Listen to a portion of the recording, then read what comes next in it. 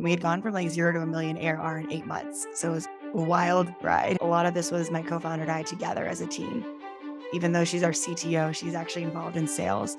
Although you think that you created this collaboration deck for this one person, you have now a job to go figure out the next three individuals who are part of that buying team, what their collaboration deck is. I actually created my own GPTs. You can actually have it help you create proposals and rethink pricing strategy and ask it to position things to different stakeholders, right? I was talking about the collaborative deck for 4 different people. I can put the input in and have it help me guess kind of accurately what the other folks might be thinking about. But it has helped save time, but really it's helped me elevate and think outside the box. There are a few kind of moments in my life, I think, that come to mind. And actually, some of them I haven't really shared publicly. So I'm happy to open up with you about it. I was very diverse for my community at my school, and I was bullied quite a bit. I think I was involved in every single club my junior year. And my mom picked me up from school and she was like, let's practice saying no. And I was like, what? I went through my own medical journey and experience at the age of 22 with cancer. What do I want for my life? Because at the age of 22, you never really think about death. Ava, you're one of the most hardworking, diligent, say what you'll do and do what you say founders I've ever had the pleasure of working with and knowing. What's your secret? Well, first of all, that means a lot coming from you because there's so many things to do when you're a founder.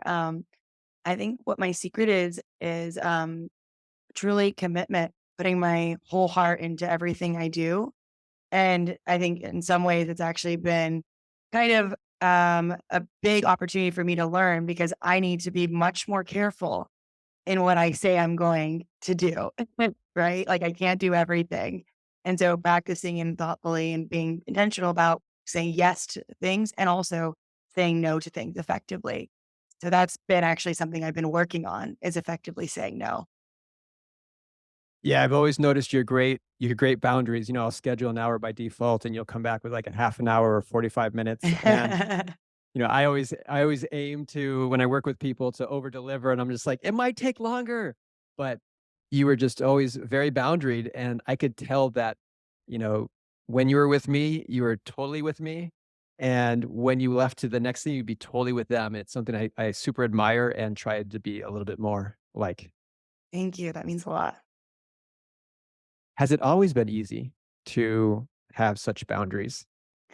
No, and it has not been so easy. I remember when I was in high school, I think I was involved in every single club my junior year.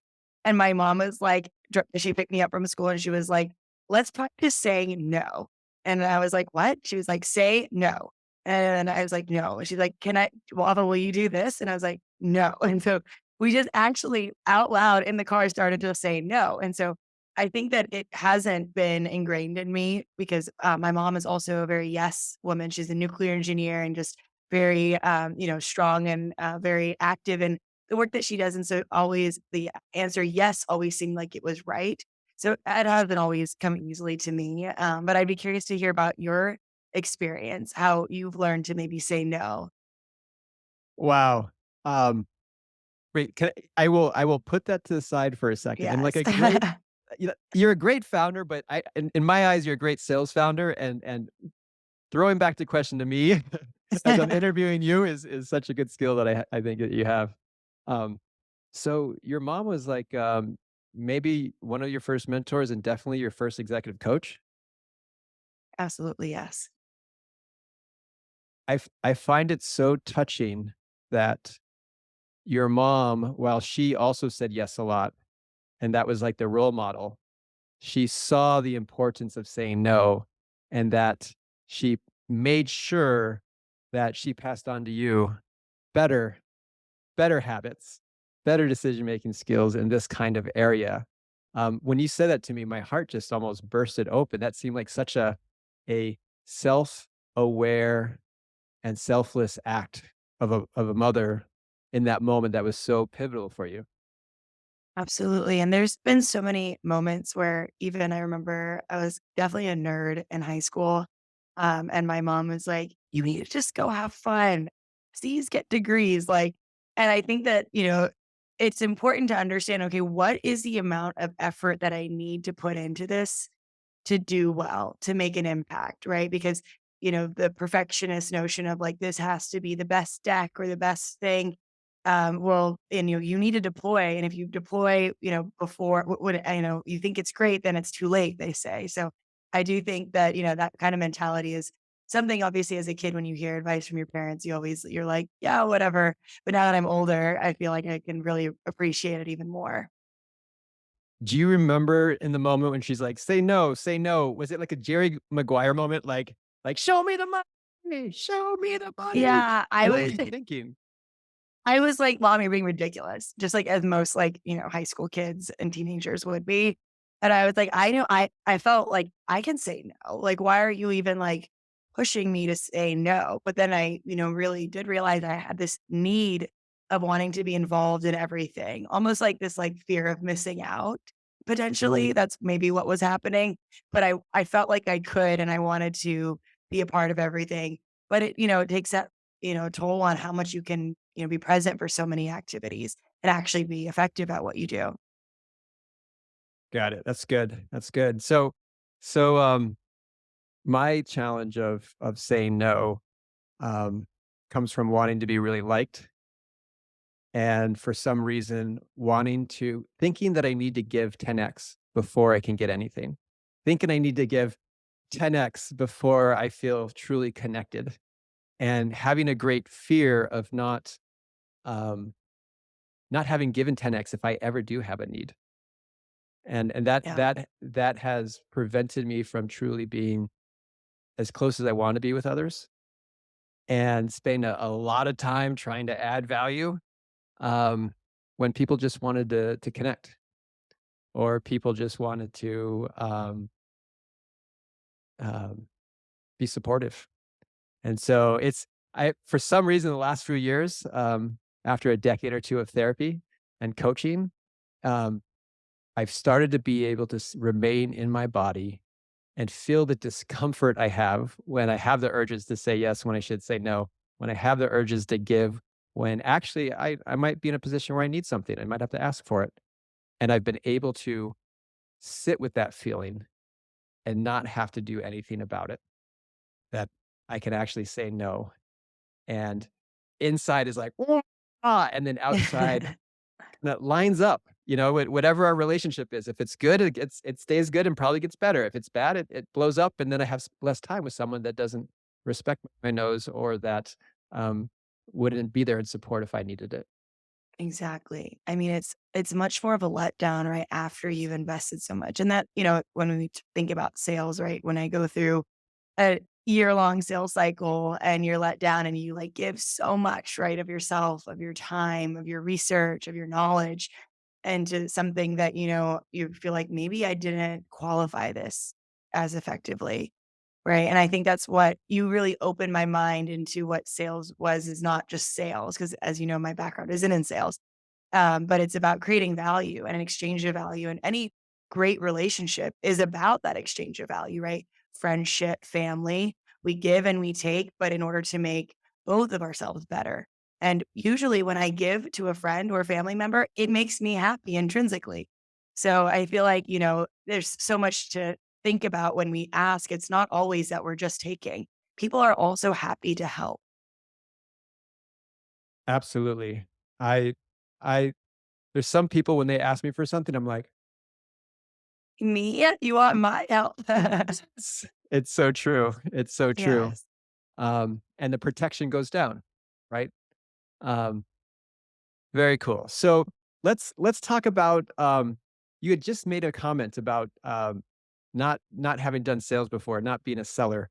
Can you give just a little bit of context, you know, about your background as a founder, and just how you got into having to be a salesperson, or at least having to flex the muscles of being a sales founder? What was it like? Yes, it was a lot of learning, and which is why I'm grateful that it led me to connecting with you and learning from you. But my background's actually in economics and human rights, and I did my undergraduate studies in philosophy, political science, and economics, and I did my graduate studies at LSE in London, studying economics and human rights there. And I was actually working at State Department in DC on the Iran desk. So a lot of stuff has happened, and I wrote my thesis on women's rights and the right to veil in Iran almost 10 years ago, or six, I guess 8 years ago.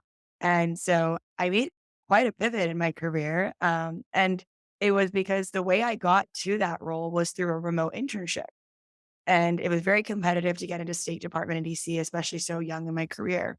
And I realized that early on that remote work could actually really create a lot of access for young individuals early in their career. And so that's why I began building Symba. And I believe that, in order to realize any sort of human right, you needed to be able to enter the workplace and, provide for yourself. And so I feel like I'm still aligned with that core value and mission, but I didn't know anything about close one or what a aware account was or what account-based marketing was or an SDR, like, I didn't know any of these terms. So I was starting really from scratch. Now you're being really, modest. By the time that, who was it that introduced us? It was, Danielle from 1517, one of our That's investors. that's right, that's right. So by the time she introduced us, can you give it, I don't know if it's public, but what kind of, like, you had done some pretty big deals? You had a certain number of customers. Is there any of that you can share? I mean, it was very impressive. Yes, at the time, and they're still customers, Genentech, Roche, some really large tech companies. Yeah, we had gone from, like, 0 to 1,000,000 ARR in 8 months, so it was a wild ride. That is so impressive. That's when you get an intro and then you find that out and you're just like, "Oh, wow. I'm gonna learn just as much from her as she's gonna learn from me." And that's, it's both a testament to you and your background, um, but also I believe to be a good coach, you have to do that. Because if you think you're gonna teach someone a bunch of stuff, you miss the opportunity of really getting to understand someone else's world, really understanding where they are, what they know, what they don't know, what their superpowers are, and how do you connect what they already know their superpowers to B2B sales. And with you, I felt it was instant, and it was amazing just to watch you kind of look back and be like, "What you're describing, I know how to do." And then you just went out and did it just like um, a mercenary for good. And it was amazing. I'd tell you, "Try this, consider this." And you'd go out and say, like, "I did it." And be like, "Oh my God." And I would love to hear your thoughts on that experience. Absolutely. Well, I would say that also, largely, a lot of this was my co-founder and I together as a team. So she's brilliant and even though she's our CTO, she's actually involved in sales very, and we're very much a team in this whole process together. So it's really important for me, I think early on in my career, because I was 24 when we started building Simba, to have a level of credibility, a reputation. A lot of times I think it's not about, being a diverse woman. It's about really being young when I show up to some of these calls because people are oftentimes twice my age when I'm selling to them, and I have to show them that I know what I'm doing. But my perspective with a startup is that you should just be throwing out, a bunch of different experiments to see what sticks. And my thought process is like, what do you have to lose, right? I mean, and that's really when I got into building Simba. One of my friends, I was kind of nervous, as most people are, about just leaving, at least, a government job with full salary and everything. Should I go do this? And Ava, what do you have to lose? So with this whole learning process for me, I was like, I'm going to try everything and see what lands, see what sticks. And that way we can continue to iterate and build upon what works. Cause I remember sometimes you would say, practice saying this and it would make me a little uncomfortable. But just like I practiced saying no with my mom, I would just practice it out loud, not even when I was like in the meeting, but like maybe out loud in the shower. Just getting comfortable with my own skin and making some of the things that we wanted to practice more Ava. And like, okay, I see where you're going. That's not necessarily me, but I can tweak it and put my own flair on it and then make it sound authentic.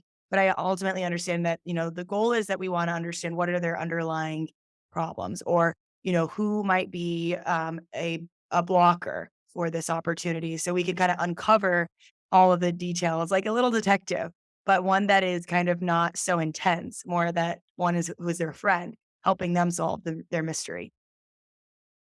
That's awesome. That's awesome. Yeah, I always suggest to people I work with to practice, to rehearse, and I'll comment on their video. And it used to be called the minimum viable pitch. Now it's called the collaboration deck, which is all about Ooh, collaborating. We throw out the sales deck. I have a collaboration deck. And I can always tell the founders that are going to get furthest the fastest, that's going to make the best use of my time, that's going to reconnect all the pieces of them and hone it in and guide it into sales results by the people that actually rehearse and how good the rehearsal is. And if I remember correctly, you sent me a video of you, and I watched it, and I was floored. I was floored about how well you did it, the tenacity, and I could tell that you were almost figuring out how to fundamentally change with while staying yourself to do what enterprise B2B software salespeople, founder salespeople need to do, but without leaving your values and while using your strengths. yes. It's so interesting because I think when you ask the question and talk about superpowers, it makes me think about what are my superpowers. And one of the top things that people say about me and my team really is that it doesn't feel like a sales pitch. It doesn't feel salesy. And really, when someone says you're a salesperson, well, actually, now I take that as a compliment because I'm like, oh, great, I've learned these skills. But it's about exchange of value. I've put my whole life, my whole heart into building a product to make your life better. That's what I'm here to do. And yes, I need an exchange of value so I can continue doing what I am doing, but I am not trying to exploit you. I'm here to make your life better. And I think that kind of mental switch in my mind that I'm not an icky salesperson trying to ask for money really was important for me through that whole process of collaborating and going through coaching with you. Beautiful, beautiful. Yeah, that transformation of like feeling sales as icky to it actually being um, completely aligned with your values. And I know you and Simba have always been very, very values based. Um, and I've evolved it a bit since we've last talked, where it starts with compassion, which is the three whys: why buy anything, why buy us, why buy now. If they're not suffering, let's shake hands and reduce suffering by not you having to listen to a pitch. Curiosity. So that's asking the five why nots. So why not just stay the same? Why not just do it yourself or in house? Why not just, wait and time? And so the idea is you're actually trying to find the objectives, so it's your curiosity, like, are we really aligned? And that's a really big one because I know when we were working, like a lot of companies say they have certain values, a lot of companies say they want to do something, but how do you actually get someone to move? And there's a lot of kind of lying going on in sales calls. They don't want to hurt your feelings. You're super passionate. And True. so like those five why nots were such a big thing. And then the last one is collaboration. How do you actually collaborate, right? Because if you want it more than they do, if you want the transformation more than they do, it never works out, right? So I'm curious after, we worked together I think a year or two ago, right? Maybe more. Yes. Um, Almost 2 years ago.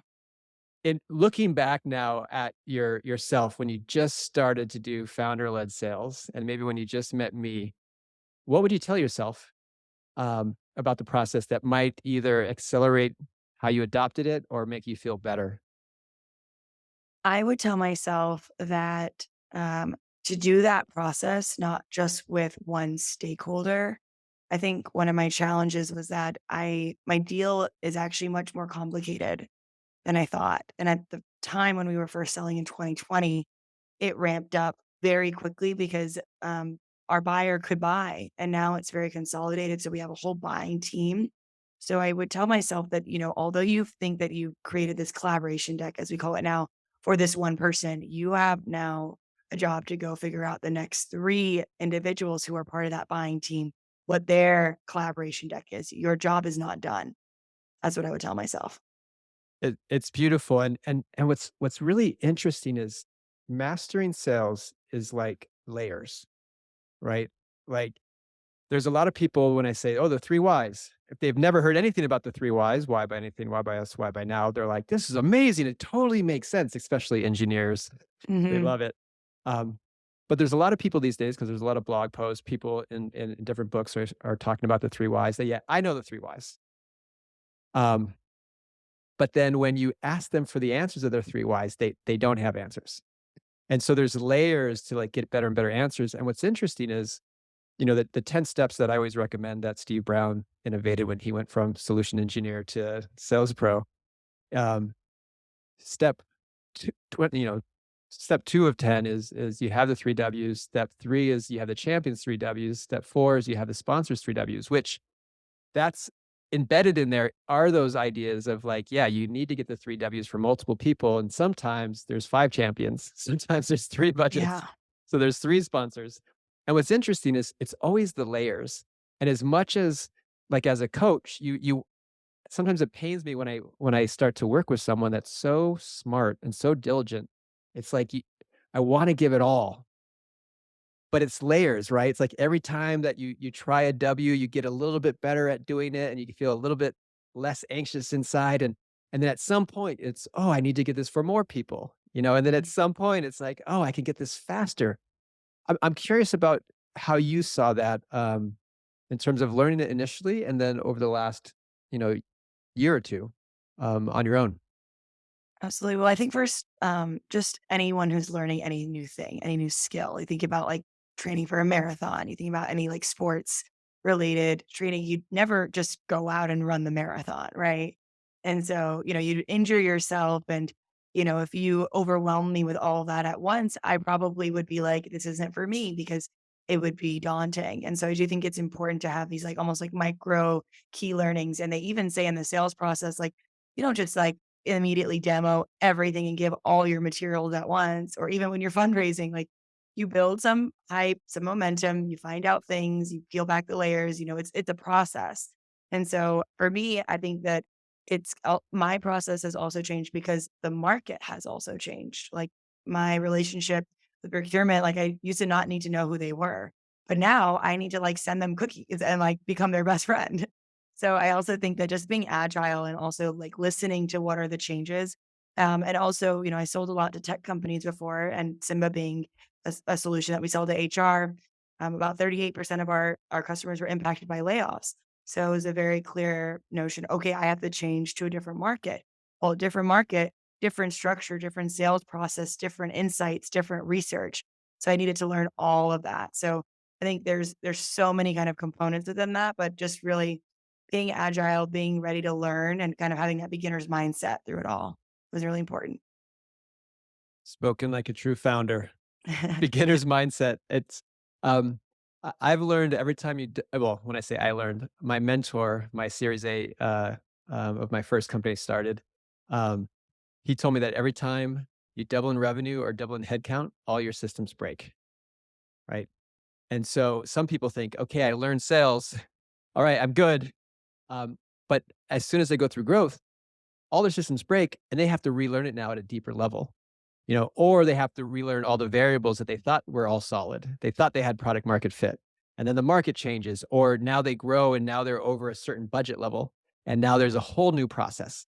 And so that's the thing that I always am surprised about how a lot of people don't predict that, but it happens over and over and over again. Yeah. I mean, I feel like it's hard to predict though. How do you know how the market's going to change, or how do you know what systems are going to break and why? I think it's important just to be agile and scrappy, to be like, okay, systems can break, but we know how we can work on fixing them, and we know when we think they're broken, right? At least being like, when this starts to happen, we have things in place to kind of notice that, there's something in the funnel that's leaking, or there's something here. So we can quickly respond rather than being like, at the end of the year, why are we facing this problem, or why did this not happen? It can be very, iterative and, I think responsive. What you're describing right now is just a perfect display of grit that you need as a founder. And if you're doing founder led sales, you need it times 10. Oh my Um, gosh, yes.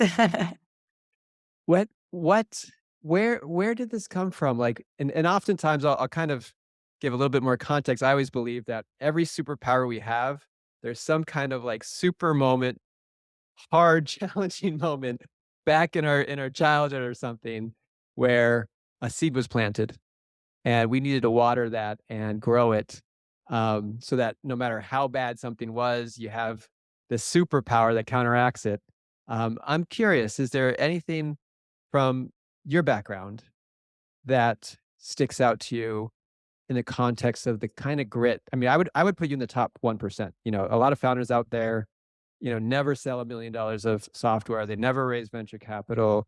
They never have the kind of go to market that you have. I mean, I get tired when I see your LinkedIn posts. You know, you're at this conference, you're talking to these people, you're doing a super high, you know, intensity podcast. Not this one. We're kind of relaxed. Um, yeah. What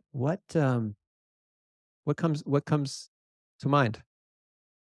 There are a few kind of moments in my life, I think, that come to mind. And actually, some of them I haven't really shared publicly. So I'm happy to open up with you about it. But I think, just very young in my career, um, growing up in Texas, I was probably I was very diverse for my community at my school. And I was bullied quite a bit. And I think that I had such a strong, stable home and family and love that I was able to kind of grow stronger because of it and really want to make people feel better and make people never feel like that. Because I really was, I went through a hard time in elementary and middle school. But I would say after that, high school, I went to a very nerdy high school and I was like an all star. So I shined. And then fast forward, I think that I went through my own medical journey and experience at the age of 22 with cancer. And that moment really made me through and really think through what do I want for my life? Because at the age of 22, you never really think about death. You never really, you think you're able to do everything. I was very active. I like worked out at least once or maybe even twice a day, yoga and like hit workouts, eating fairly healthy on the weekdays, and then obviously going out with friends on the weekends, living in DC. So I had a really fun, great life. And that was a moment where I had to all of a sudden really rethink what do I want my life to look like if maybe time is shorter than it could be.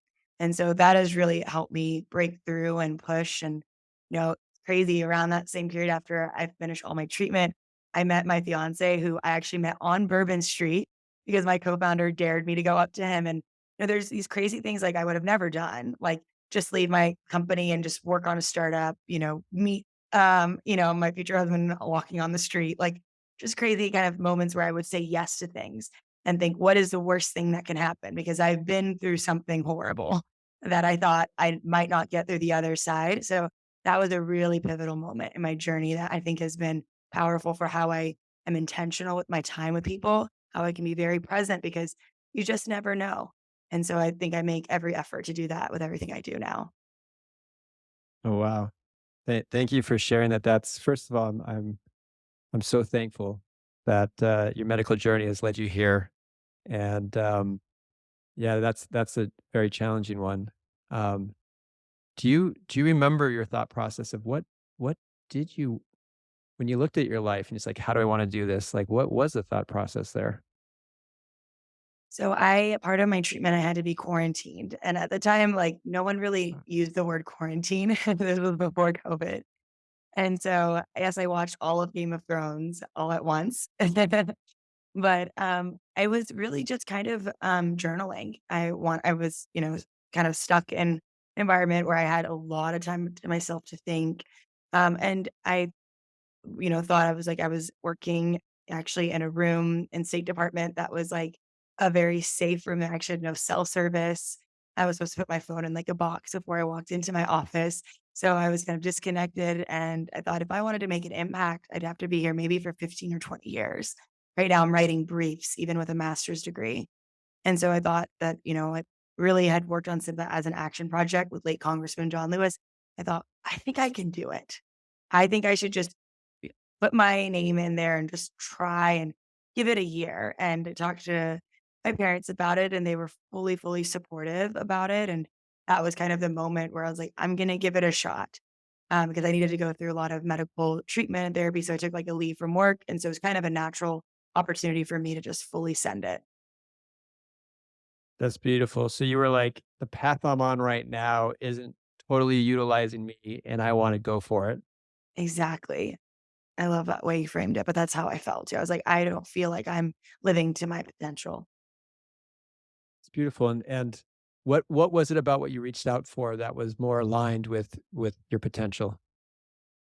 I wanted to like make an impact. And I felt that there was so much bureaucracy in the public sector, which I say that, but I really want great people to go into government.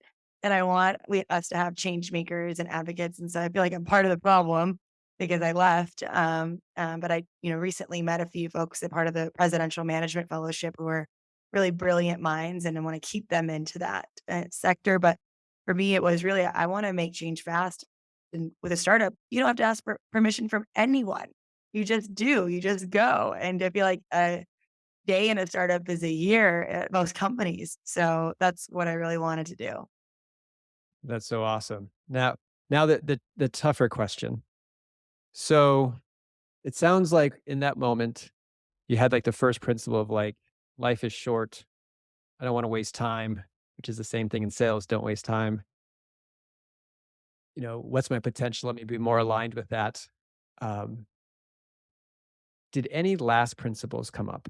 Meaning, either they were there before and they just got expressed, or it did it create any patterns of thought, emotions, sensations that actually started to take away from you to be present, take away from you to reach for your full potential? Um, Can you elaborate just a little bit more on that? yeah. So I don't know if we talked about the concept of last principles, have we? I know we talked about first principles, and maybe I'm Yeah. confusing. Yeah. No, so this is really good. This is juicy. We haven't worked with each other for a while. So first principles is like proactive thinking, right? It's very Hmm. structured thinking that you get to the ground truths, and then based on the ground truths, you can most efficiently come up with novel solutions, right? And you can navigate with reality. You're open, you're compassionate, curious, you're collaborative, you have access to your resources, you see all the options that are available to you, right? It's like a founder just creating something out of nothing. But there's what we call the range of reality where we stop, like reality is a little bit too much for us. We're a little bit overwhelmed, or we're fear that it's about to get too overwhelming.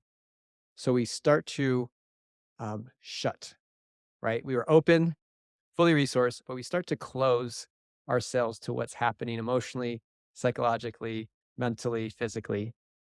And instead of these like thriving characteristics, these proactive first principles, we start to react, Hmm. right? We start to close to our resources. We don't see all the options on the table. We can't say our truth. We can't respond with an open mind. We have to attack. We're Yes. not yes, and so that's where last principles are kind of like oftentimes come from these often unconscious self-limiting beliefs. Like, I'm not safe if I feel this way. I'm, you know, and then it overtakes the first principle. So like in Hmm. sales, in a growth moment, it's like go in there and get the answer to the three whys from not just the person you're talking to, but for a champion and a sponsor and make sure that there isn't more of them. And if there is, get them for all of them. And you go, great. And you go into a meeting and you see that moment where you need to ask the question and you don't. That's like a growth moment where it's like whatever was happening internally, your proactive plan goes out the window and something else comes where it's like, I don't want to upset them because they're going to say no or leave. Right. Oh, something bad's going to happen. So I'm just going to not do anything. Oh, S- yes. I totally get what you're saying about these last principles now. Um, but I would say that, it didn't happen for me in the process of creating the company and doing I feel like whenever I speak to founders who are like in that phase, I'm like, that's the honeymoon phase. Like you're so excited. Like you feel like you can save the world and change everything. And like, things are going to get real, like really soon. It's going to be rough. But I don't obviously scare them. Actually, when founders come to me with an idea before they're going to create the company, I do scare them because I think if they're crazy enough to do it, then they'll do it. But for me, these moments of last principles really happened kind of in that messy middle section. At the beginning, we were taking off, like people were buying and things were going well. But then when things started to get a little more challenging, procurement started to get more a little tough. I know that there was this kind of notion that like you had told me about founder, like happy ears. And I know I have that to this day. It's like I would rather not directly ask like, "Can you buy this?" for fear of saying no, because I wanna keep this deal alive, which is horrible, right? It's wasting my time, their time, and it's, like, just clouding my judgment of thinking that this deal is gonna even happen. I think that those moments have happened for me actually later on because I've have way more at stake now. I have employees. I have customers who are using my platform. I have a commitment to my investors. And I have now invested so much time here. So I have a lot more to lose. So I feel like these last principles really come into play for me when I have so much on the table that I can make maybe a reactive response because I care so much or there's so much going on. That's beautiful self-awareness, and I think it's kinda like the kung fu master that someone says, "Hey, come and teach me," and they send them away at least 3 times, you know, because the So person. true. Yes. So I think someone listening right now is going, "Oh, crap," right? And it might have saved someone a lot of an ordeal that they weren't willing to go through, or it might have got someone excited. So I think what you just shared was a gift. Um, what do you do when you're on that growth moment, at that growth moment, either in the moment or afterwards when you realize that it happened? How do you work with yourself and your personal path of growth from, if you've been in therapy or coaching, um, those kinds of things. What's your relationship with that? How do you work with those moments? So, as most people, usually you beat yourself up mentally after it and like, darn it, I missed it. Like, that was my chance. I remember there was even a moment that's not even related to Simba, but like I just began my yoga teacher journey almost a year ago from now. And my first class was just put on the schedule. And so I didn't tell any of my friends because I didn't want anyone to come. I was very nervous. And no one showed up because no one knew it was on the schedule. It was new, a brand new class that they were teaching. And so one of the teachers said, "Oh, if you want, we can go through your whole sequence together and I can be your student, or you can go home and you'll still get paid." And I would like froze for a second and I said, "Oh, okay, I'll go home and get paid," in my head. I was like, I have so much work to do at Simba. I was like, I went home and get paid. And then I told my fiance about what happened, that no one showed up. I was so embarrassed. And he was like, "I'm so surprised that you didn't take her up on that." And I was like, "What do you mean?" He's like, "That's a dream opportunity to do one-on-one with a teacher. And knowing you would never say no to that." And I thought to my head, "Oh my God, you're so right." Like I was so nervous in the moment. I was so embarrassed that no one showed up. I let my ego and everything get in the way from like a dream learning opportunity. And so I thought through it. I told myself I'm never gonna let myself do that again. And I even told the teacher afterwards, we talked about it, and she's like, "I totally understand. No worries." And you get over it. But there's so many moments like that where I feel like, with my co-founder, if it's a very serious deal where I didn't ask the question as clearly or as, effectively as I wanted to, we talk about it afterwards and I think through it. So I try to have at least a coach or someone who was in it with me talk through it and really learn from it because it's okay that I didn't do it at that time, but I'm not going to let it happen again. And I'm going to do my best to take advantage of those opportunities. That's so good. I could feel that in your heart. I could feel the different parts of you, the one that's like, "I'm so busy," the one I'm so there's shame and this and that, and then the, "Wait a minute, we wanna learn everything, and this is such an Yeah. opportunity." And then feeling even more shame for not taking on the opportunity. And I was like, oh, I felt horrible. But, time goes on and it's fine. And every time I look back at those situations where I felt so horrible, I'm like, Oh, it's okay, Ava. Like, when you're in the moment, it's like, oh my God, this is everything. And this is the worst moment ever. And the other thing that I noticed was you really surround yourself with great people that are good mirrors that see you and your essence and point out when maybe you're not aligned or maybe you have a last principle acting for you. You know, Yeah. your fiance, your co-founder. That's beautiful, and that tells me something about your leadership style at work and in your personal life. Absolutely. I think I'm not here to, there's a Brene Brown quote, I'm not here to be right. I'm here to get it right. And I think it's just that mindset of like, I'm constantly here to learn. I feel like when I am in a call with someone, I can ask for feedback. I genuinely ask for feedback because I'll say, like, I don't know if I feel like that went as well as I would have liked. What do you think? And I really create like an environment when I say something like that to be like, I think that I need feedback, so please give it to me. And I think I like create a space for people to feel comfortable teeing it up to me. That's really, really cool. Do you have any advice for other founders that have teammates that, you know, may or may not have had such a path of great growth and having had to get through some of the challenges that you spoke about today in school with medical and just the founder, the epic sales founder journey.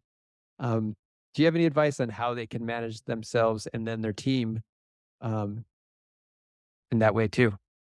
I mean, founders always get a ton of advice from everyone. So my first piece of advice is don't listen to everyone's advice. But what I would really share for myself and for other founders listening that I think is really important, and Walter, you've always shared this with me, is like this is a team effort. This is not just you. At any pressure that you may feel that feels like everything is on your back. No, you're a team. You have people there that are with you in this. And the more that you get into that mental state of where team and this shared way is our shared way, the more you can rely on them because they're in it with you. And the more you take it on thinking that it's for you to solve, the more you make people feel siloed from the challenge. So make sure you're getting everybody involved and being as transparent as you can be. Obviously, you don't want to create chaos that, hey, we only have so much of runway, and then everyone starts to panic and looks for different jobs. You have to be careful, right? It's an art and a science, but understanding that, not meeting revenue targets is not your problem alone. We are a team and everybody has a shared responsibility in this and should feel that way too. So you're not carrying the weight and you can also problem solve collectively as a team.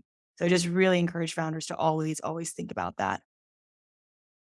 That is such good advice that I think just like before the layers, people will hear it at the layer in which they're willing to listen as well as what they're ready to. It, Exactly. that just compounds, and it really mirrors how we show up in life in all our relationships. You know, when someone has a superpower you have, which is like kick ass, full of potential, carpe diem, the last principles can be like, well, it's up to me, and I can't let people down and it's easier for me to do it. And it's such a beautiful dance I see founders. The thing that got them to found a company, to get investors that want to invest in them, they have to make that shift when they start to have a team. And if they don't, it can rip them apart and it will definitely rip their venture apart. Oh, for sure. It will lead to their demise. And it's very, very dangerous because you have the savior complex. You want to help everyone, and you have all the answers in your head, but that doesn't help anyone or help the business grow. You need to build something sustainable that's bigger and better than you are. If you're really building a great company, it's not about you or me. It's about this existing beyond us. I love it. Staying open and collaborative. It's so hard under the So hard. pressure and uncertainty and limitations when you're doing founder led sales and just being a founder. We're going to use the last few minutes, I think, to talk about something I'm super passionate about. And, being a founder, there's not a lot of time to work, right? Like, you have so much work in the small amount of time you have. Um, I'm using AI a lot, and I would love to find out how you're using AI and just a little context. For me, I walk at least an hour in the morning using AI, and I think that I sometimes get a week worth of work done. And the challenge is like, how do I get to a deliverable? So it's actually done when I get to my desk. And so that's the challenge I have with myself, coming up with new workflows, new ways of working. Um, I'm curious, is this part of what you're doing and thinking about? What's your best answer to how you're using AI, and how would you spend an hour walk to get a week worth of work done? Well, I want to hear your answer. If you're getting a week worth of work in an hour, I think everybody listening in wants to hear your answer. Well, well, what I'm doing is I'm first practicing. It's like being bilingual.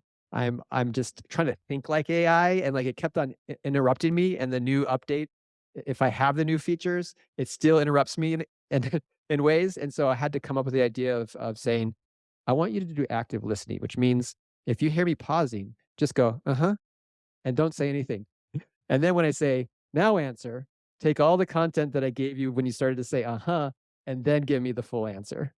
So I've been like kind of using it so much, seeing what the problems are and getting things done. And then I've also been playing with custom chat GBTs. So like instead of having to set a completely new context every time, I'll have a long conversation and then I'll be like, how do I turn this into a custom chat GBT so they can then work on new ideas with the benefit of all of that structured work that I did to come up with the output that I'm looking for, the deliverable. Okay. We're running low on time. How about you? Yes. So I love that what you shared because ChatGPT has actually, I think, empowered us to become better communicators. Because now we know if ChatGPT is confused, my input was confusing.